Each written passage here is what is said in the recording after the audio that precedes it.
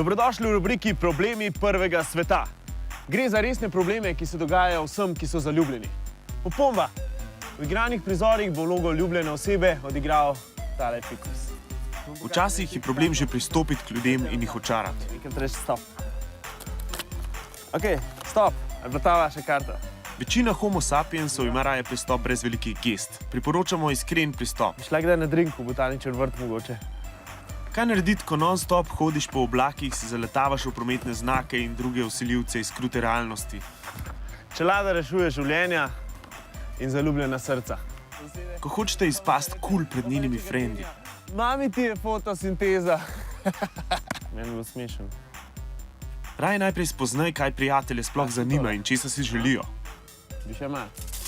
Ko se posloviš in že pišeš SMS, da jo oziroma ga pogrešaš. Če res ne gre drugače, štej do 17.000 in potem pošlji SMS. 1, 2... Ali pa ko se kar naenkrat zanimaš za tenis, samo zato, ker to zanima njo. Tiger Woods, kjer servis, kjer carjo, ne? Pa všeč mi je, kako gre rezultat najprej 15, 30, pol pa 40. Zanimivo, res.